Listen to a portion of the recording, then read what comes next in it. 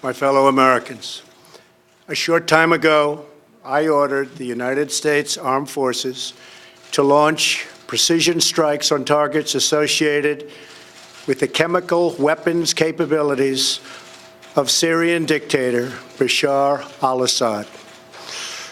A combined operation with the armed forces of France and the United Kingdom is now underway. We thank them both. Tonight, I want to speak with you about why we have taken this action. 1 year ago, Assad launched a savage chemical weapons attack against his own innocent people. The United States responded with 58 missile strikes that destroyed 20% of the Syrian Air Force. Last Saturday, the Assad regime again deployed chemical weapons to slaughter innocent civilians, this time in the town of Douma, near the Syrian capital of Damascus. This massacre was a significant escalation in a pattern of chemical weapons use by that very terrible regime. The evil and the despicable attack left mothers and fathers, infants and children thrashing in pain and gasping for air. These are not the actions of a man. They are crimes of a monster instead. Following the horrors of World War I a century ago, civilized nations joined together to ban chemical warfare. Chemical weapons are uniquely dangerous, not only because they inflict gruesome suffering, but because even small amounts can unleash widespread devastation. The purpose of our actions tonight is to establish a strong deterrent against the production, spread, and use of chemical weapons. Establishing this deterrent is a vital national security interest of the United States.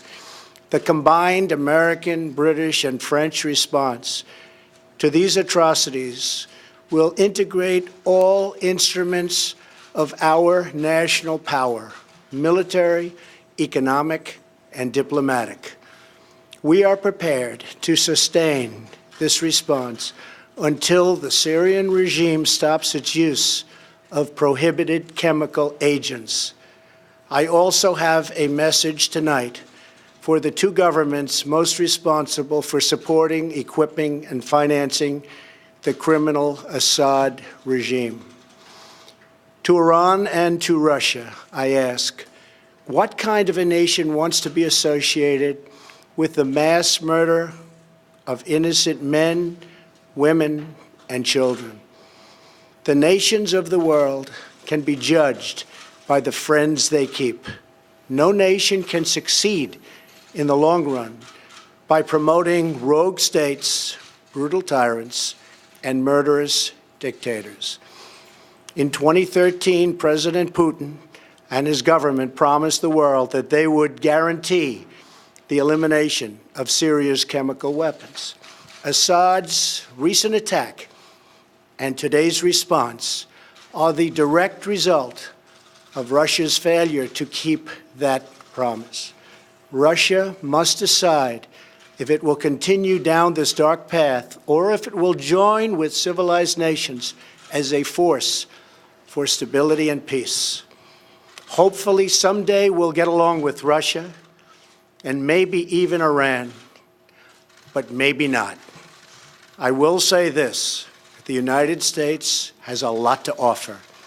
With the greatest and most powerful economy in the history of the world.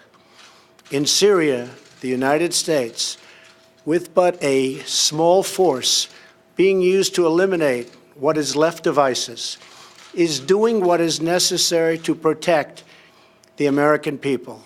Over the last year, nearly 100% of the territory once controlled by the so-called ISIS Caliphate in Syria and Iraq has been liberated and eliminated. The United States has also rebuilt our friendships across the Middle East. we have asked our partners to take greater responsibility for securing their home region, including contributing large amounts of money for the resources, equipment, and all of the anti-ISIS effort. Increased engagement from our friends, including Saudi Arabia, the United Arab Emirates, Qatar, Egypt, and others, can ensure that Iran does not profit from the eradication of ISIS. America does not seek an indefinite presence in Syria under no circumstances. As other nations step up their contributions, we look forward to the day when we can bring our warriors home, and great warriors they are. Looking around our very troubled world, Americans have no illusions. We cannot purge the world of evil or act everywhere there is tyranny. No amount of American blood or treasure can produce lasting peace and security in the Middle East. It's a troubled place. We will try to make it better, but it is a troubled place. The United States will be a partner and a friend, but the fate of the region lies in the hands of its own people. In the last century, we looked straight into the darkest places of the human soul. We saw the anguish that can be unleashed and the evil that can take hold. By the end of World War I, more than 1 million people had been killed or injured by chemical weapons. We never want to see that ghastly specter return.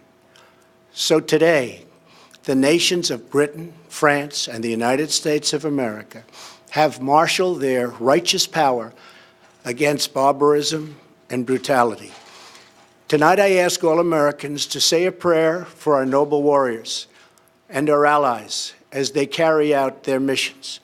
We pray that God will bring comfort to those suffering in Syria. We pray that God will guide the whole region toward a future of dignity and of peace. And we pray that God will continue to watch over and bless the United States of America.